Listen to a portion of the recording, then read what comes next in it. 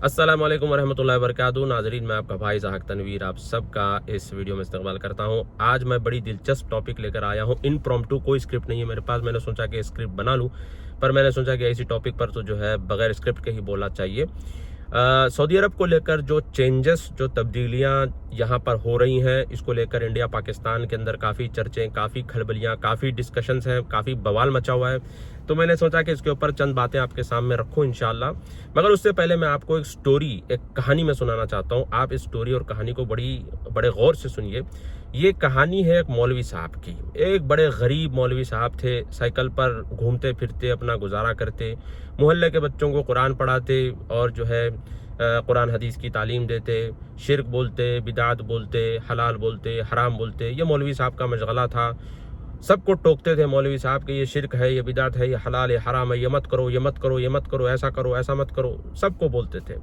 बहरहाल मोहल्ले के जो गुंडे, मवाली, बदमाश, जानी, शराबी, कबाबी, सूद पे पैसा खाने वाले, सब जो है मौलवी साहब की इज्जत तो करते थे, मगर उनसे बड़ा कांटा था, क्योंकि वो उनको भी टोकते थे। बहरहाल एक दिन हुआ यूं कि मौलवी साहब की फैमिली बड़ी हुई, उनके जो है बच्चे, फिर बच्चों के बच्चे, उनके जो है ना काफ़ी फैमिली बड़ी हो गई। मगर मौलवी साहब का एक कंडीशन था, एक जिद थी। कंडीशन ये था कि उनकी बच्चियां जो है स्कूल नहीं जाएंगी, कॉलेज नहीं जाएंगी, क्योंकि मौलवी साहब ये सोचते कि बच्चियां स्कूल कॉलेज जाएंगी तो फिर तबाह बर्बाद हो जाएंगी। इसी तरह से मौलवी साहब को लगता था कि हमारी औरतें काम नहीं करेंगी। मौलवी साहब ने अपने बच्चों के ऊपर यह शर्त रखी थी कि घर में टीवी नहीं रहेगा, कुछ भी होगा मगर टीवी घर में नहीं आएगा। मौलवी साहब के घर में छोटे बच्चे अगर नाचते, उनके पोता पोती अगर नाचते, तो मौलवी साहब उनको डंडा लेकर फुल कूट देते थे कि मेरे घर में नाच गाना ऐसे कैसे हो सकता है। बहरहाल बड़ा मिसाली घर उनका था। सब उनकी मिसाल देते थे कि देखो भाई मौलवी साहब कैसे हैं, मगर कोई उनको अपनी बच्ची नहीं देता था। सब डरते थे उनसे कि भाई, इज्जत करते थे मगर डरते भी थे कि भाई इनके घर में हमारी बच्ची जाएगी तो भाई फिर इसका जीना मुश्किल हो जाएगा। जैसे हर मौलवी का होता है, हर दाढ़ी वाले का होता है। लोग दाढ़ी वालों की इज्जत तो करते हैं मगर बच्ची देने से पहले 4 बार सोचते हैं। तो बहरहाल इस तरह से उनकी ज़िंदगी चलती गई। मगर एक दिन हुआ यूं कि पूरी मोहल्ले में तब्दीलियां आना शुरू हो गई। लोगों के घरों में LCD टीवी, पता नहीं स्मार्ट टीवी, पता नहीं क्या क्या आ गया। और मौलवी साहब ने ये ज़िद रख ली कि मेरे घर में टीवी नहीं आएगा। बहरहाल इनके जो घर के बच्चे थे छुप छुपा के आजू बाजू जाते, दूसरों के घरों में जाते और टीवी देख के खामोश घर पे आ जाते थे। मौलवी साहब को ये पता चल गया, फिर भी चुप रहते थे कि भाई क्या करें, कैसे टोके बच्चों को। बाज़ बच्चों को उन्होंने टोका तो बच्चे भड़क गए। बच्चे भड़कने के बाद बच्चों ने मौलवी साहब के खिलाफ बगावत कर दी। बगावत करके उन्होंने वो जो है घर छोड़ के चले गए। अब जो शराबी, कबाबी, जानी और बदकार किस्म के लोग थे, उन्होंने देखा कि हाय हाय ज़बरदस्त, ये तो ज़बरदस्त सीन है कि मौलवी साहब के घर में लड़ाइयाँ हो रही हैं। वो भी बहती गंगा में हाथ धोने के लिए आ गए और बच्चों को खूब भड़काना शुरू कर दिया।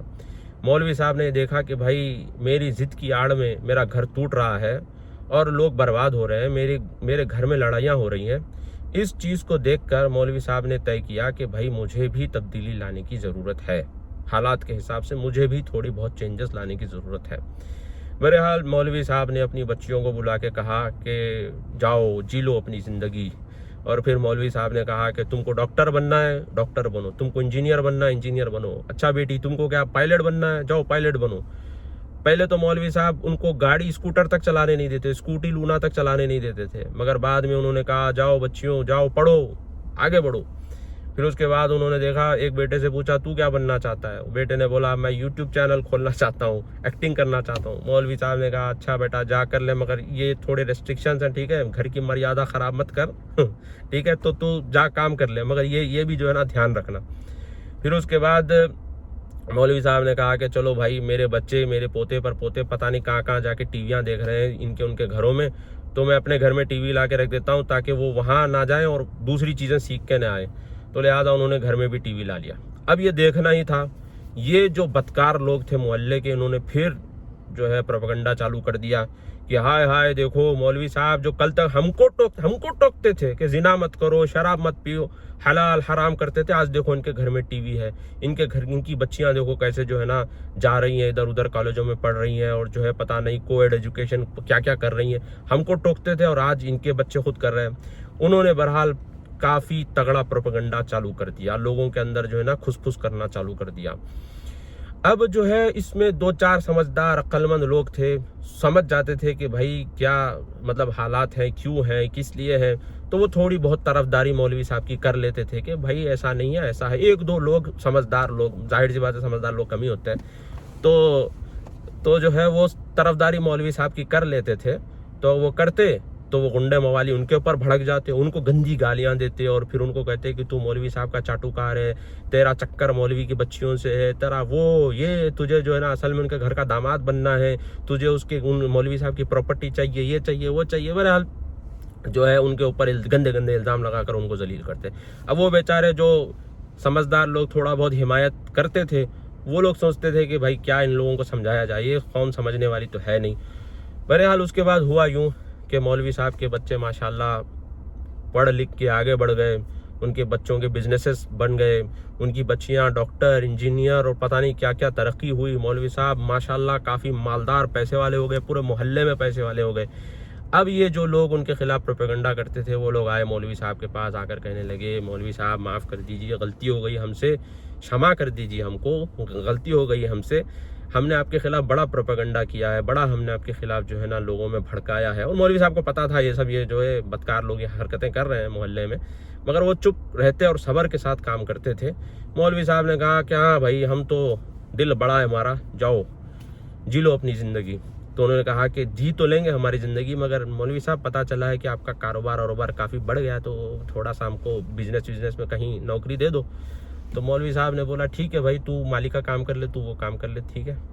फिर जो लोग ये बदकार लोगों के बातों में जो लोग आते थे ना, फिर वो लोग भी मौलवी साहब के पास आए, आके कहने लगे मौलवी साहब माफ़ कर दीजिए, हमने आपके खिलाफ बड़ा हमने जो है झूठ फैलाया है।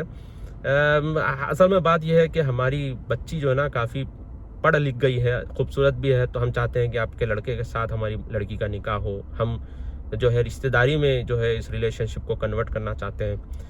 फिर उसके बाद लोग आए, उन्होंने कहा कि मौलवी साहब हमारे बच्चे जो है ना काफ़ी पढ़े लिखे हैं, हम चाहते हैं कि आपकी लड़कियां हमारे घर में आए। तो बहरहाल मौलवी साहब ने कहा कि चलो भाई, सब चीज़ें सेट हो गई हैं तो हैप्पी एंडिंग कर देते हैं।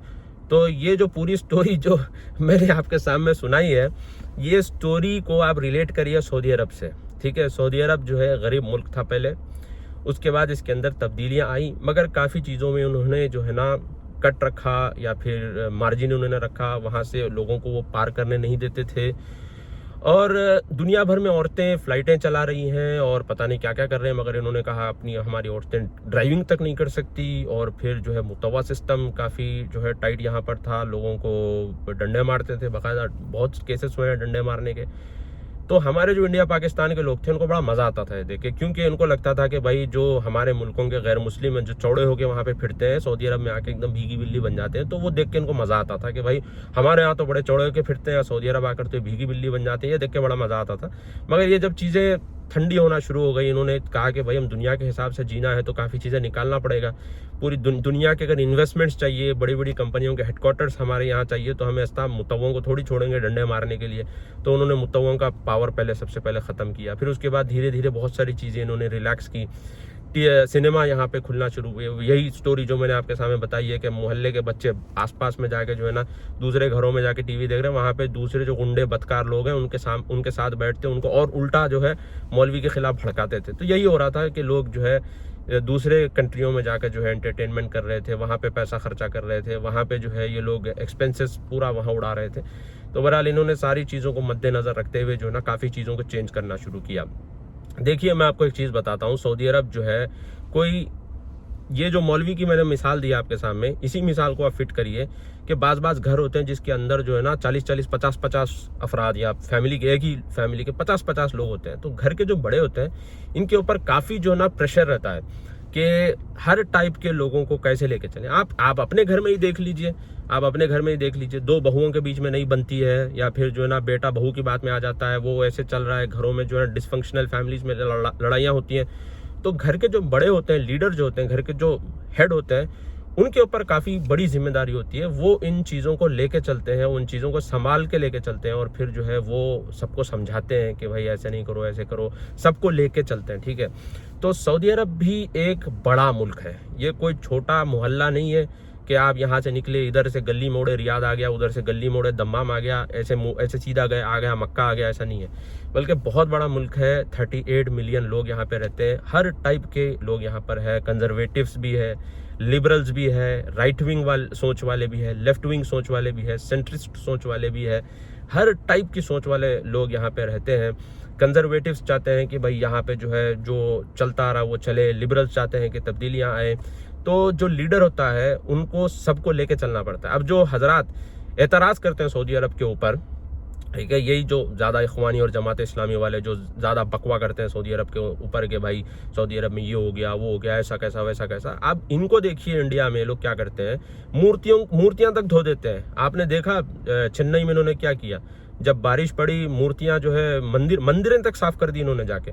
पूछो तो कहते हैं नहीं सबको लेके चलना पड़ता है, हैप्पी उगादी कर देंगे, हैप्पी दशहरा कर देंगे, क्या बोलते हैं कि भाई सबको लेके चलना पड़ता है। तो अपनी बारी जब आती है तो लोग क्या करते हैं कि सबको लेके चलना पड़ता है, सोसाइटी को लेके चलना पड़ता है, ऐसा वैसा करते हैं। मगर जब सऊदी अरब की बारी आती है तो कहते हैं नहीं सऊदी अरब को ऐसा करना चाहिए, वैसा करना चाहिए, ये करना चाहिए, वो करना चाहिए। आज मैंने एक पोस्ट किया, लोगों को बड़ा गुस्सा आया कि सऊदी अरब 2060 में क्या करने वाला है उसकी प्लानिंग अभी से कर रहा है। नेट जीरो का वो जो एमिशन का जो चल रहा है प्रोजेक्ट, 2060 यानी 40 साल के बाद सऊदी अरब क्या करने वाला है वो आज से सऊदी अरब प्लानिंग कर रहा है। और हमारा ये हाल है कि अगले साल बारिश पड़े तो मोहल्ले में पानी कहाँ से जाएगा, हमने प्लान नहीं किया। अफसोस के साथ बताना पड़ता है कि हमारे मोहल्लों में, खासतौर पर हैदराबाद, मैं हैदराबाद से हूं तो हैदराबाद की बात करूंगा मैं, तो यहाँ पे ऐसे ऐसे मोहल्ले हैं जहाँ पे हर साल बारिश होती है तो मोहल्ले डूब जाते हैं। तो मोहल्लों में पानी आ जाए तो कहाँ से एग्जिट करेगा, इसकी तक हमने प्लानिंग नहीं की।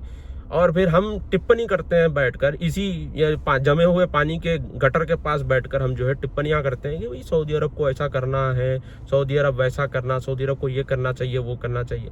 देखिए रियाद सीज़न या म्यूज़िक कॉन्सर्ट्स, ये इसकी बात जब आती है तो सबसे पहले मैं आपको एक बात बता दूं कि इसकी हम तायद या दिफा नहीं करते। लोग कहते हैं पिटबुल आया, लोग कहते हैं निकी मिनाज आई। अरे भैया अल्लाह की कसम बता रहा हूँ, निकी मिनाज का नाम मैंने पहली बार सुना, पिटबुल का नाम मैंने पहली बार सुना। भाई वो हमारा एरिया ऑफ इंटरेस्ट है ही नहीं, मेरा तो एरिया ऑफ इंटरेस्ट है ही नहीं। कई लोग जो सऊदी की तायद में बात करते हैं और हिमायत करते हैं, हमारा एरिया ऑफ इंटरेस्ट वो है ही नहीं, ठीक है। हम उसके ऊपर हम तवज्जो ही नहीं देते। मगर इतना लोग इंटरेस्ट लेके बोलते हैं पिटबुल आ गया, अंडरटेकर आ गया, WWF हो रहा है, वो हो रहा है, ये हो रहा है। अरे भाई तुम ऐसी चीज़ों के ऊपर क्यों फोकस कर रहे हो? यानी इससे पता चलता है कि आपका रुझान और फोकस किस तरफ है। और बाद लोग ये भी कहते हैं कि भाई सऊदी अरब में ये हो रहा है ना तो इसको क्रिटिसाइज करो, अच्छे को अच्छा बुरे को बुरा बोलो।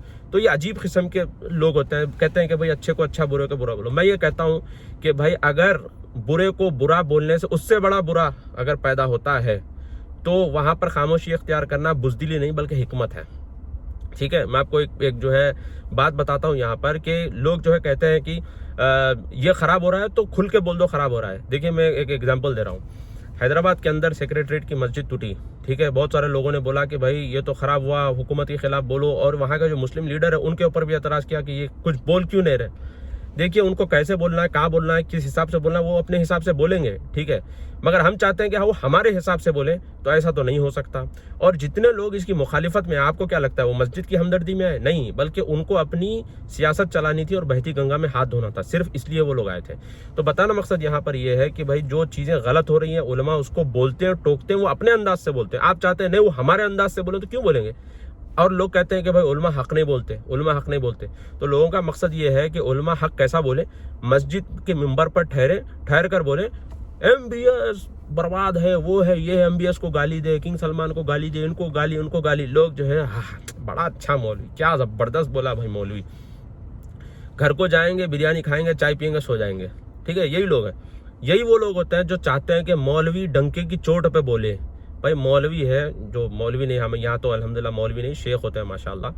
तो शेख हजरात जो यहाँ पे होते हैं उनको समझदारी अल्लाह ने दी है, वो कब कैसे बोलना है वो बोलेंगे। मुझे याद आता है उसामा बिन जैद रज़ियल्लाहु ताला अन्हु का वाक़या। तो उसामा बिन जैद रज़ियल्लाहु ताला अन्हु से लोगों ने बोला था कि आप जो है उस्मान बिन अफ़्फ़ान को टोकते क्यों नहीं है? उन्होंने बोला कि हम टोकते हैं, ज़रूरी नहीं है कि तुम्हारे सामने टोकें और पूरे मिंबर में, पूरी महफिल में, पूरी भरे बाजार में उनको टोकें, ये ज़रूरी नहीं है। तो टोकने से अगर बड़ा फितना खड़ा होता है तो यहाँ पे टोकना समझदारी नहीं बल्कि हिकमत है, नहीं टोकना समझदारी है। कल मेरी एक सऊदी दोस्त से बात हो रही थी, उसने बड़ी अच्छी बात कही। वो ये कॉन्सर्ट्स में नहीं जाता, ये सब सिनेमा में नहीं जाता, मगर उसने एक अच्छी बात कही। Parties come and go. उसने कहा कि भाई ये पार्टियां जो हो रही रियाद सीजन विजन ये आता है और जाता है, मगर हमारी यूनिटी अगर तार तार एक बार हो गई तो वो कभी वापस नहीं आ सकती। जबरदस्त बात उसने कही। उसने कहा कि जो अल सऊद फैमिली है हमारे लिए ब्लेसिंग है, ठीक है। उसने खुद कहा, मेरा दोस्त है खालिद अब्दुल हसन, उसने ये बात कही कि अल सऊद फैमिली हमारे लिए ब्लेसिंग है। इन्होंने यूनिटी कायम की है। हमारे अंदर इतने कबाइल है कि इन सब कबाइल को इन्होंने इकट्ठा करके रखा हुआ है, ठीक है। और ये जो पार्टियां ये जो हो रही हैं भाई, 7 लाख लोग आए गए, भाई ये आता जाता रहता है, मगर एक बार हमारी यूनिटी गई तो बाहर के लोग भी कूद पड़ेंगे और अपना हलवा खा के जाएंगे। और यही हाल सीरिया में भी हुआ था, ठीक है।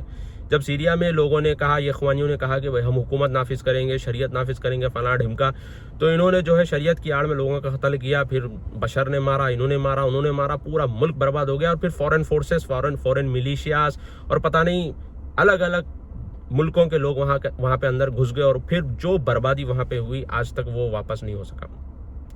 तो उसने ये बात कही कि अगर हमारी यूनिटी तार तार हो गई, ख़त्म हो गई, तो ये हमारे बाप की तरह है। यानी जाहिर सी बात है वो लीडरलेस थोड़ी है। हमारे मुल्कों की तरह जो है वो लोग लीडरलेस थोड़ी है।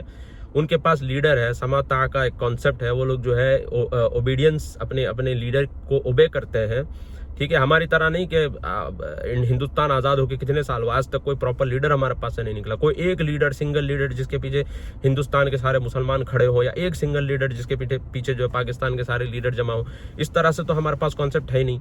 हम जो है हर लीडर को गाली देते हैं, हर लीडर के खिलाफ बुरा बोलते हैं। हमारे पास तो ओबीडियंस का कॉन्सेप्ट नहीं है। हमारे पास कॉन्सेप्ट क्या है कि बुरा बोलो तो अच्छा, ये हमको सिखाया गया है। तो लिहाजा ये कॉन्सेप्ट तो सऊदियों के पास नहीं है। सऊदी तो उनके लीडर्स को जो है ओबे करते हैं। तो उसने ये ज़बरदस्त बात कही है और वाकई में काबिल तारीफ़ बात है ये। और यही वजह है कि माशाल्लाह इनकी औरतें कोरिया जाकर गोल्ड मेडल लेकर आ रही हैं। नकाब में औरतें कोरिया जाकर गोल्ड मेडल लेकर आ रही हैं। ऐसी डिवाइस यहाँ की खातून ने बनाया है जो इंटेलेक्चुअली डिसेबल्ड लोग जो होते हैं उनसे कम्युनिकेट करने के लिए उन्होंने एक मशीन बनाया है। एक सऊदी खातून ने, सारा जुबेलान कुछ नाम है लेडी का वो। और देखिए ये लोग अपने तरफ से जो हो सकता है लोग तरक्की कर रहे हैं, पढ़ाई में, एजुकेशन में, टेक्नोलॉजी में। 2060 की प्लानिंग आज से कर रहे हैं। 2030 की प्लानिंग इन्होंने 3 साल पहले से चालू कर दी थी। तो बताना मकसद ये है कि ये अपने तौर पर ग्रो हो रहे हैं, ये अपने तौर पर जो इनको ज़रूरत है ये लोग कर रहे हैं, ठीक है। ये अपने तौर पर जो है ना अपनी इकोनॉमी पे फोकस कर रहे हैं। PIF का जो गवर्नर है यासर अल रुमैयान, इसके बारे में आप पढ़िए और देखिए इसको कि कितना डायनामिक बंदा है। तो इतनी पॉजिटिव चीज़ें इनके पास हैं। तो लोग कहते हैं कि पॉजिटिव के ऊपर खामोश बैठो, तारीफ मत करो, सिर्फ जो बुरा है इसके खिलाफ बोलो। तो भाई हमारे बड़ों ने मुझको जो ये तालीम नहीं दी। जिस तरह से खिंजीर होता है सिर्फ वो गलाजत देखता है और गलाजत ही खाता है, तो मेरे बड़ों ने मुझे तालीम नहीं दी कि खिंजीर की तरह तुम सिर्फ गलाजत देखो और गलाजत खाओ। बल्कि मैं कोशिश ये करता हूँ कि भाई जो ऑप्टिमिस्ट, जो पॉजिटिव चीज़ें, जो मुस्बत चीज़ें उसकी तरफ देखूँ और उसकी तरफ जाऊँ और उसकी बराबर हम तारीफ़ करेंगे। क्यों तारीफ़ नहीं करेंगे कि सऊदी अरब का जो एजुकेशन सिस्टम है, यहाँ की जो टेक्नोलॉजी है, भाई यहाँ के जो गवर्नमेंट ऐप्स हैं, अब शेर, इतमरना, तवक्कलना, भाई अब वेटिकन सिटी में जो है ना तवक्कलना जैसा कॉन्सेप्ट जो है इम्प्लीमेंट किया जा रहा है, जो सऊदी अरब में 1 साल पहले ही इम्प्लीमेंट कर दिया गया था, तवक्कलना वाला कॉन्सेप्ट जो है। तो यहाँ की जो टेक्नोलॉजी ये लोग इस्तेमाल करते हैं, जो पॉजिटिव चीज़ें यहाँ पर है, इन चीज़ों को छोड़कर भाई वो म्यूजिक कॉन्सर्ट हो गया, वो पिटबुल आ गया, वो निकी मिनाज आ रही है, वो सिनेमा खुल रहा है। अरे भाई मेरे इन चीज़ों से थोड़ा बाहर निकलो। 1-2 चीज़ों को देखकर आप जो पॉजिटिव, जो अच्छी चीज़ें हैं इसको नज़रअंदाज कर देना और सिर्फ नेगेटिव के ऊपर बात करना, ये तो ऐसा ही जैसे खिंजीर सिर्फ जो है गंदगी देखता है और वही जाके खाता है, वो अच्छी चीज़ों की तरफ जाता नहीं है। तो हमको ऐसा नहीं रहना है, बल्कि हमको जो अच्छी चीज़ें, जो पॉजिटिव चीज़ें हैं उसको लेना है, जो नेगेटिव चीज़ें हैं उसको नज़रअंदाज करना है। मेरे बहुत सारे दोस्त अल्हम्दुलिल्लाह लंदन में, अमेरिका में काफ़ी बड़े पोस्टों पर हैं और लोग समझते हैं कि भाई शायद ये लोग सलफ़ी हैं इसलिए सपोर्ट कर रहे हैं। ऐसी बात नहीं है। मेरी दोस्ती कई लोगों से है, हर टाइप के लोगों से अल्हम्दुलिल्लाह।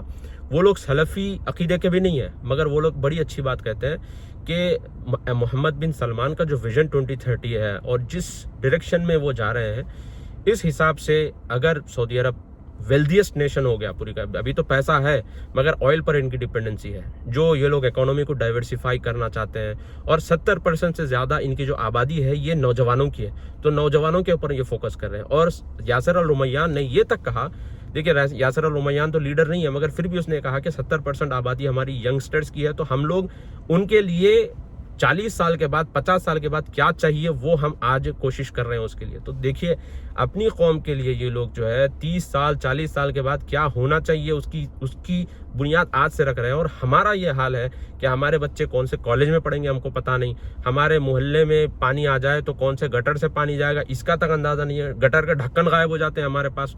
तो भाई जो चीज़ हमारे इख्तियार में है उसके ऊपर ज़्यादा फोकस करना है हम लोगों को। हमारे मोहल्लों का आप हाल देख लीजिए, हमारी सोसाइटी का हाल आप देख लीजिए। शराब आम हमारे पास है, जिनाकारी आज हमारे पास आम है, हमारी लड़कियां गैरों के साथ भागकर शादियां कर रही हैं दहेज की वजह से। हमारे जो प्रॉब्लम्स हैं वो पहले प्रायोरिटी रखते हैं, ये छोड़कर भाई सऊदी अरब में सिनेमा खुल गया, सऊदी अरब में कॉन्सर्ट हो गया, सऊदी अरब में ऐसा हो गया, सऊदी अरब बर्बाद हो गया।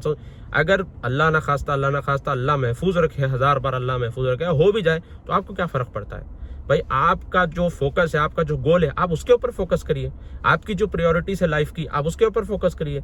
आप ये इसके पीछे लगे हुए और लोगों की मुनाफिकत देखिए। यही जो मैंने कहानी सुनाई है इसके अंदर जो गुंडे मवाली जानी बदकार लोगों की जो मैंने कोई एग्जाम्पल दिया है, इन लोगों की मुनाफिकत देखिए। सऊदी अरब के अंदर जब स्ट्रिक्ट रूल था तो कहते थे कि भाई यहाँ तो जो है ना स्ट्रिक्ट वहाबी इस्लाम है, वहाबी इस्लाम, इस तरह से बदनाम करते थे। अब जब इन्होंने चेंज करना शुरू किया, काफ़ी चीज़ों को इन्होंने तब्दीलियां लाना शुरू कर दी, तो कहते हैं कि भाई ये तो इस्लाम से हट रहे हैं। अबे भाई पहले ये तय कर लो कि पहले जो तुम बोलते थे वो इस्लाम था या आप जो बोल रहे हो वो इस्लाम है। एक नंबर के चुट्टे मुनाफिक, सीरियसली एक नंबर के मुनाफिक लोग हैं, एक नंबर के झूठे मक्कार।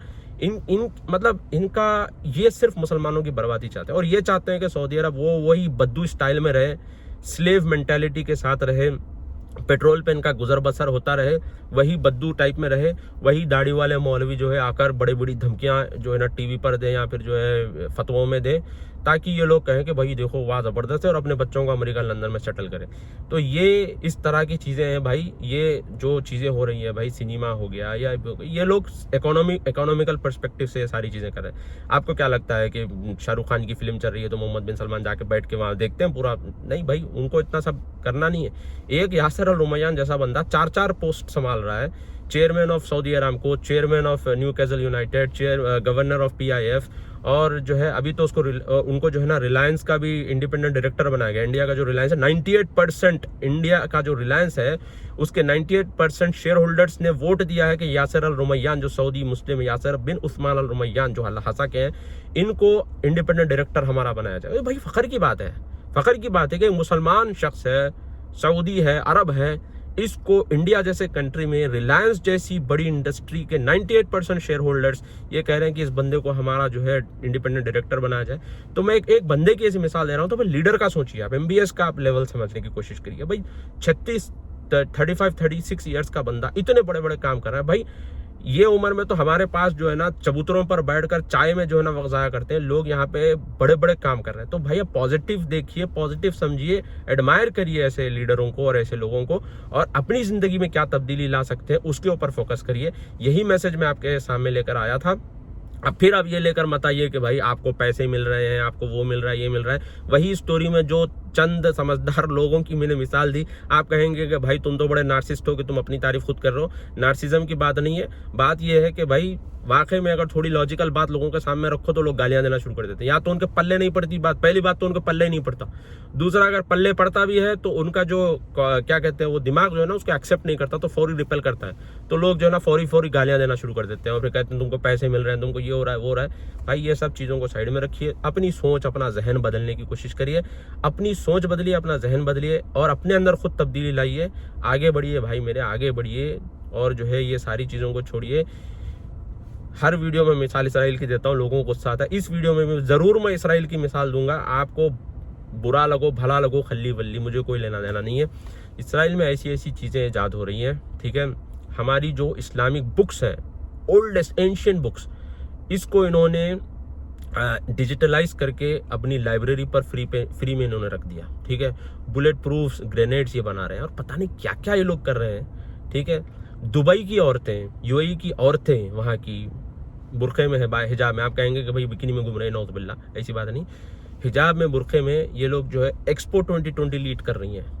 सोचो आप, एक्सपो 2020 लीड कर रही हैं। सऊदी अरब की औरतें, रीमा बिनते बंदर, वो जो है America Saudi ambassador to United States. आप अंदाज़ा लगाइए कि भाई इनकी लीडरशिप आपकी वजह से इनकी कौम कहाँ कहाँ क्या क्या कर रही है, और हम कहाँ बैठे हैं, सऊदी में ऐसा हो रहा कते, वहाँ पे वैसा हो रहा कते, यहाँ ये हो रहा कते, वहाँ वो हो रहा कते। और ये चंद छपरी यूट्यूबर्स, 500,000 इनको क्या आमदनी आती है यूट्यूब से पता नहीं, बस सुबह शाम इसी के अंदर लगे हुए हैं कि रसूलुल्लाह की सरजमीन पर जो है ना ये हो रहा है, वो हो रहा है, हकीकत टीवी चला रहा है, कोई कोई कोई कुछ चला रहा है, कोई कुछ चला रहा है। इस तरह से जो है ना ये तो खुद जो है पहले तो फ्रस्ट्रेशन का शिकार है, और फिर पूरी कौम को फ्रस्ट्रेशन का शिकार बना रहे हैं। कौम को फ्रस्ट्रेशन नहीं, कौम को पॉजिटिविटी की ज़रूरत है, कौम को ऑप्टिमिज्म की ज़रूरत है, कौम को ब्राइटर साइड दिखाने की ज़रूरत है, कौम को तालीम की ज़रूरत है, कौम को एजुकेशन की ज़रूरत है, कौम को टेक्नोलॉजी में आगे बढ़ने की ज़रूरत है। ये वावेले मचाते हुए ये जो है ना सुबह शाम बेवाओं की तरह रोते हुए बैठने की ज़रूरत नहीं है, और ना कौम को ये चीज़ों की ज़रूरत है। यही मैसेज लेकर मैं आपके सामने हाजिर हुआ था। उम्मीद करता हूँ कि आपको ये चीज़ें इंशाअल्लाह पसंद आएंगी। मैं अल्लाह से दुआ करता हूँ कि अल्लाह ताला सबको जो है तरक्की के रास्ते पर आगे बढ़ाए। और जो हमारे हुक्मरान, जैसे इमाम अहमद बिन हम्बल ने कहा था कि अगर मेरे पास एक दुआ बची है तो मैं अपने हुक्मरान के लिए करूँगा, तो मैं भी अपने जो है मुस्लिम हुक्मरानों के लिए करूँगा। लोग कहते हैं कि आप सिर्फ सऊदी की तारीफ, सऊदी नहीं, तमाम मुसलमान हुक्मरानों के लिए मैं दुआ करता हूँ, इंक्लूडिंग उर्दुगान और इमरान खान जो भी हैं। अल्लाह ताला इनको भी हिदायत दे, अल्लाह इन सब को सिरात मुस्तकीम पर चलाए, अल्लाह ताला हम सब को सिरात मुस्तकीम पर चलाए, और एक मुस्बत पॉजिटिव कौम अल्लाह ताला हमको बनाए। अस्सलामु अलैकुम वरहमतुल्लाहि वबरकातुहू।